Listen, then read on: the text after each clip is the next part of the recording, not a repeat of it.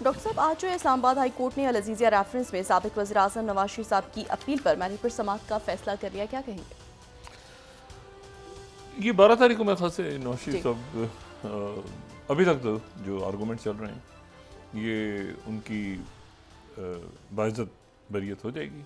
अभी तक जी। जो नैब का और अदालत का जो बयान कर रहे हैं मुख्तलिफ वकला और ये आज से आप समझें कि ठीक यानी 2 महीने के बाद सुबह इलेक्शन होगा।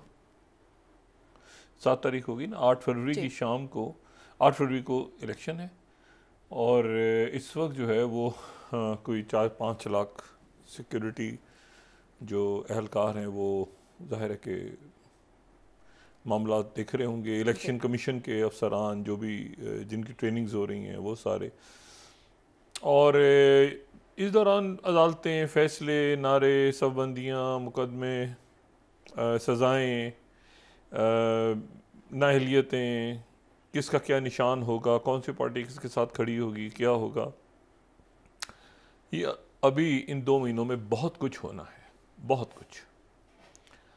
और ज़ाहिर है कि इलेक्शंस में कोई अब शक्ल निकलेगी तो फिर उसके बाद हम इस पर बात करते रहेंगे, लेकिन ये कि डेमोक्रेसीज और इलेक्शंस और ये कंपेनिंग्स दे आर ऑलवेज नॉइजी, ठीक है। तो जी। ये बड़े यानी बड़ा इसमें शोर शराबा इस होते आगे चंद दिनों तक, और उसी में ये जहाँ यहाँ पे ये इलेक्शंस की तरफ मामलात, और ज़ाहिर है कि इस्तेकाम तो आएगा जब एक ये 10 तारीख सेटल होगी और उसमें IMF भी कहीं आ रहा है, उसमें बाकी मामलात भी हैं, उसमें पकड़ धकड़ भी है ये सारा। लेकिन इसके जो बाहर की दुनिया है यकीनन वो ये इस्तेकाम पाकिस्तान में चाहती है और पाकिस्तान के लोग भी इस्तेकाम चाहते हैं। ऐसे और ही। वो इस्तेकाम कैसे आता है, कैसे नहीं आता, क्या मामलात होते हैं, किस तरफ जाते हैं, तो ये अभी रोज़ की बुनियादों पे ख़बरें इस तरह की आती रहेंगी, हम बात करते रहेंगे। लेकिन ख़ित्ते में जो कुछ हो रहा है वो इस जो मैंने कल भी बात की थी और मैं बार बार इस बात को दोहरा रहा हूँ कि कुछ ऐसे वाक़यात हैं जो सदियों में नहीं होते, सदियों में, दिहाइयों में, लेकिन वो तेज़ी के साथ हो रहे हैं। देखिए ये जो सल्तनत उस्मानिया, जी। या आप यूँ समझ लें कि रोमन एम्पायर, कहते हैं ना कि फॉल ऑफ रोमन एम्पायर, जी। जब रोमन एम्पायर ख़त्म हुई, टूटी, तो उसका जो मशरिकी हिस्सा था, ठीक है, वो ईस्टर्न रोमन एम्पायर जिसको कहते हैं, जिसको हम बाज़ंतीनी सल्तनत भी कहते हैं, वो बाज़ंतीनी सल्तनत जहाँ पे उनके जो बादशाह कॉन्स्टेंटाइन थे, उन्होंने फिर उस बाज़ंतीनी सल्तनत का जो दारुल हुकूमत था, ये रोमन एम्पायर टूटी, एक वेस्टर्न उधर चले गए जो कि वेटिकन की साइड पे, और एक ईस्टर्न ऑर्थोडॉक्स। तो इनका जो दारुल हुकूमत था वो कॉन्स्टेंटाइन बादशाह के नाम पे, क्योंकि वो क्रिश्चियन, उन्होंने क्रिश्चियनिटी इख्तियार की, तो उनके नाम पे फिर जो दारुल हुकूमत था उसका नाम रखा गया कॉन्स्टेंटिनोपल, जिसको कुस्तुनतुनिया कहते हैं। और कुस्तुनतुनिया जो है ये बाज़ंतीनी सल्तनत का दारुल हुकूमत था, यानी ईस्टर्न ऑर्थोडॉक्स रोमन एम्पायर। इनकी लड़ाई जो है, ईस्टर्न रोमन एम्पायर का फॉल कैसे हुआ? ईस्टर्न रोमन एम्पायर का फॉल ऐसे हुआ कि इनकी जंग शुरू हुई सल्तनत उस्मानिया से। एक तो फॉल ऑफ रोमन एम्पायर है और एक फॉल ऑफ बैजेंटीनियन एम्पायर है। तो इनकी लड़ाइयाँ शुरू हुई और 200-300 साल तक इनकी लड़ाइयाँ चलती रहीं, और वो जो है वो उसके बाद बहुत यानी सख्त लड़ाइयाँ हुई। और अच्छा, इसमें यहाँ पे ग्रीक्स बहुत थे, बाज़ंतीनी एम्पायर में यूनान के लोग बहुत थे, सही। और उधर से तुर्क थे। खूब लड़ाई हुई और उसके बाद कुस्तुनतुनिया पे फॉल ऑफ कॉन्स्टेंटिनोपल, सल्तनत उस्मानिया के पास।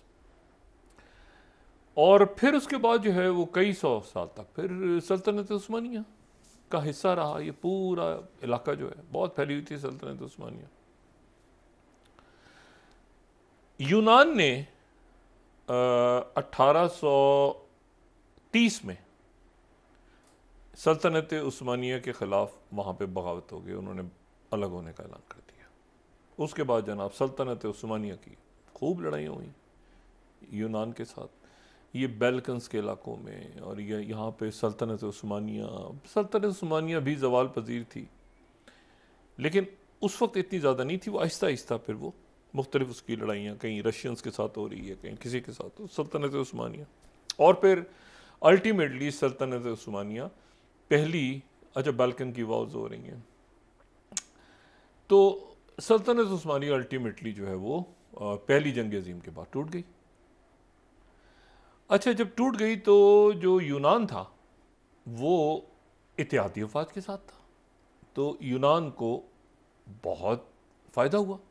यूनान जो है वो 3 गुना उसका साइज़ बढ़ गया, उसका जो रकबा है वो 3 गुना ज़्यादा बढ़ गया, कई जज़ायर उसको दे दिए गए, और जो वो जो अज़मीर के इलाके हैं और जो यूरोपियन साइड ऑफ टर्की है, ये सारा यूनान के पास आ गया।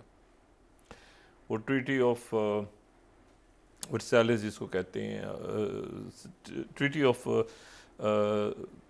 सेवरस जिसको कहते हैं, और उसमें जो है वो, लेकिन फिर उसको कमाल अतातुर्क ने मानने से इनकार कर दिया और अपनी फ़ौजें जो हैं वो उन इलाकों में उतार दी जहाँ पे, जो इलाके जो हैं जहाँ पे जो यूनान को दे दिए गए थे।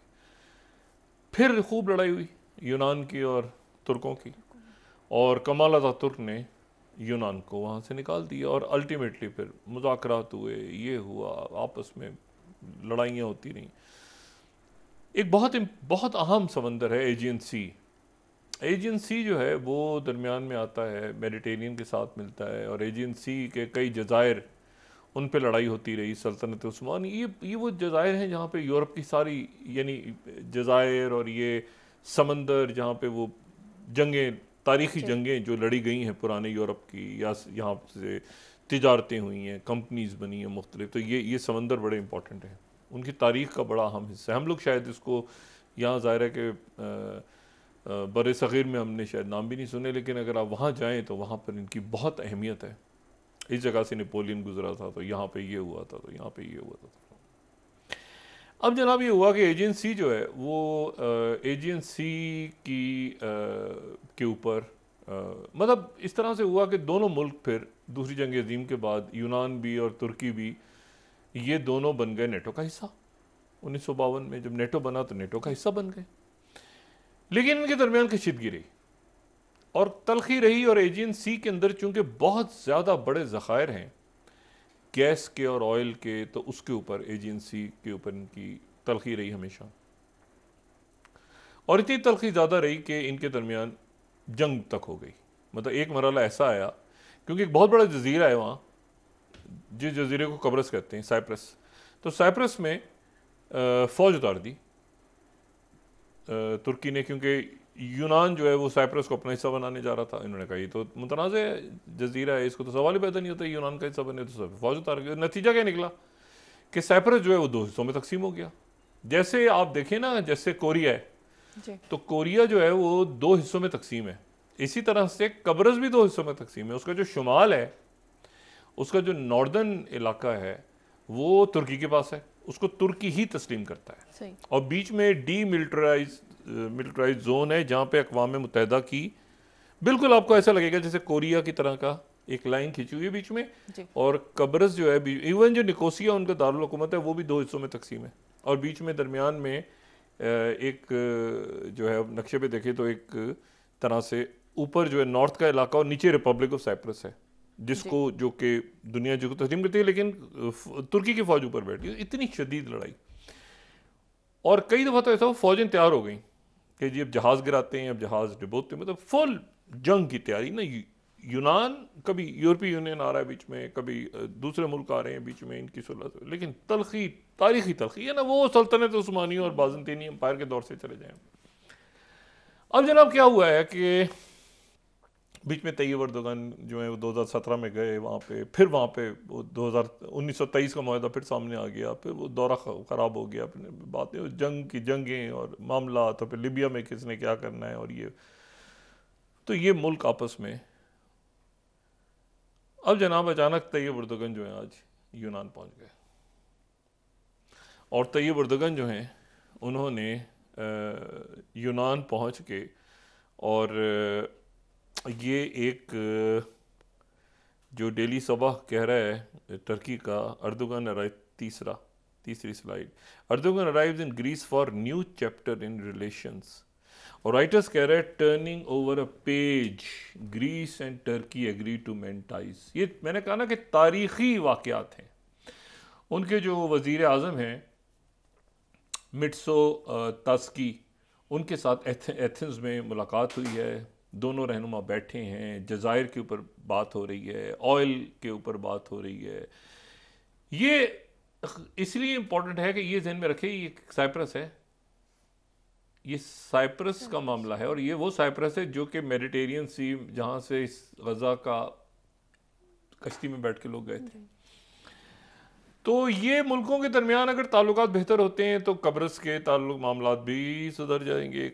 साइप्रस कभी भी, साइप्रस बड़ा अच्छा मुल्क है, बड़ा एक अच्छे, लेकिन वो जाहिर है कि ये दो बड़ी कुव्वतों के दरमियान, उनके पास इतनी बड़ी फौज तो नहीं है, यूनान के पास भी इतनी बड़ी फौज नहीं है। यूरोप की सबसे बड़ी जो फौज है, अगर पावरफुल फौज, अगर नेटो के अंदर सबसे बड़ी कोई फौज है अमेरिकन के बाद, तो वो प्रॉपर लड़ाका फौज यानी लड़ने के, तो टर्की है। तो बात यह है कि अब, और जिनको कोई प्रॉब्लम भी नहीं है ना ऑयल की ना गैस की, और टर्की तो इस वक्त बहुत ज़्यादा, बहुत आलमी सतह के ऊपर एक इम्पॉर्टेंट रोल प्ले कर रहे हैं। तो टर्की और यूनान के दरमियान ताल्लुकात ठीक होना ये बहुत बड़ा वाक़या है, ये जहन में रखें। फिर मैं दोबारा बता रहा हूँ कि तैयब अर्दोगन कतर में खलीजी ममालिक की जो कौंसल है उसके इजलास में शरीक हुए हैं पिछले, ये जहन में रहे बात जी, ठीक है। और ये भी जहन में रहे कि वो जो हैं वो अच्छा, तो एक तो ये बड़ा इंपॉर्टेंट वाक़या 24 घंटों में पेश आया। दूसरा ये है कि सदर पुतिन, उनकी कई घंटों से मुलाकात जारी है, ख़त्म हो गई मुलाकात उनकी, ख़त्म हो गई, लेकिन कई घंटों पे 2-3 घंटे उनकी सऊदी अरेबिया में भरपूर उनका इस्तकबाल हुआ। और जो वली अहद और वज़ीर आज़म सऊदी अरेबिया के शहज़ादा मोहम्मद बिन सुलेमान, उन्होंने ज़बरदस्त अंदाज में उनका इस्तकबाल किया, यानी जो था हाईएस्ट लेवल पे। अब इस इस्तकबाल को, अब उन इस्तकबालों के सामने रखें जो ये मुत्तहिदा अरब अमारात और सऊदी अरब की तरफ से प्रेसिडेंट बाइडेन का हुआ था पिछले दिनों में, मिलने से इनकार हो गया था जी। इनका भरपूर अंदाज में इस्तकबाल हुआ। साथ ही ओपेक प्लस के अंदर ऑयल को ऐसे रखना है प्राइसेस को कि दुनिया सफ़र ना करे, दुनिया के अंदर मसाइल ना खड़े हों, ये भी तय हुआ। और ख़ास तौर पे गज़ा डिस्कस हुआ। मुत्तहिदा अरब अमारात जो है, वहाँ से प्रेसिडेंट पुतिन पहुँचे रियाद, अबू धाबी से रियाद, और रियाद से वापस मॉस्को पहुँच गए। और मॉस्को में वो पहले पहुँच गए क्योंकि मॉस्को में एक शख्सियत आ रही है जिनसे मिलना है, और वो अभी मुलाकात शुरू है, और वो है सदर इब्राहिम रईसी जी। अच्छा, सदर इब्राहिम रईसी ईरान के सदर मॉस्को में, और ये सऊदी अरेबिया से सदर पुतिन जो है ये वापस बैक टू मॉस्को, यूएई। और जो है वो अच्छा, यूएई ने अभी चंद घंटों में एक बड़ा नया सिलसिला शुरू होने वाला है। वो ये है कि मुत्तहिदा, ये होते हैं 15 अरकान है ना सिक्योरिटी काउंसिल के, यानी सिक्योरिटी काउंसिल, जनरल असेंबली नहीं, अक़वाम मुत्तहिदा की सिक्योरिटी काउंसिल। तो सिक्योरिटी काउंसिल के 15 में से 5 तो परमानेंट हैं, 10 रोटेट होते रहते हैं। तो वो 10 जो हैं उनमें इक्वाडोर, हर महीने एक के पास सदारत होती है, तो ये महीना जो है इक्वाडोर के पास है गालिबन। तो वो आज हो रहा है अक़वाम मुत्तहिदा की सिक्योरिटी काउंसिल का इजलास, और कई अरब ममालिक के वज़राए ख़ारजा, OIC ममालिक, वो पहुँचे हुए न्यूयॉर्क। और मुत्तहिदा अरब अमारात ने एक करारदाद पेश की है, और वो करारदाद उस वक्त पेश की है जबकि जो अक़वाम मुत्तहिदा के सेक्रेटरी जनरल हैं, अगर हम उनका ट्वीट दिखा सकें, उन्होंने ट्वीट की है, अक़वाम मुत्तहिदा का जो अक़वाम मुत्तहिदा बनी है तो एक चार्टर के तहत बनी है ना, वो चार्टर का आर्टिकल 99 इन्वोक कर दिया उन्होंने। चार्टर का 99 इन्वोक किया है, ये नहीं होता। ये इससे पहले कोई ट्यूनीसिया 1964 में कोई ट्यूनीसिया और फ्रांस की लड़ाई हो रही थी, फिर कॉन्गो में कोई मसला हुआ था 61 में, ये आर्टिकल 99 को इन्वोक कर दिया। उसका मतलब ये है कि सेक्रेटरी जनरल ने ये कहा है सिक्योरिटी काउंसिल से कि इसराइल जो है वो दुनिया में इस वक्त अमन के लिए ख़तरा है, और जो कुछ कर रहा है उसके नतीजे में एक बड़ी जंग छिड़ सकती है। तो अक़वाम मुत्तहिदा बतौर अक़वाम मुत्तहिदा सिक्योरिटी काउंसिल अपनी कार्रवाई करे और फौजें उतारे, जो करना करें।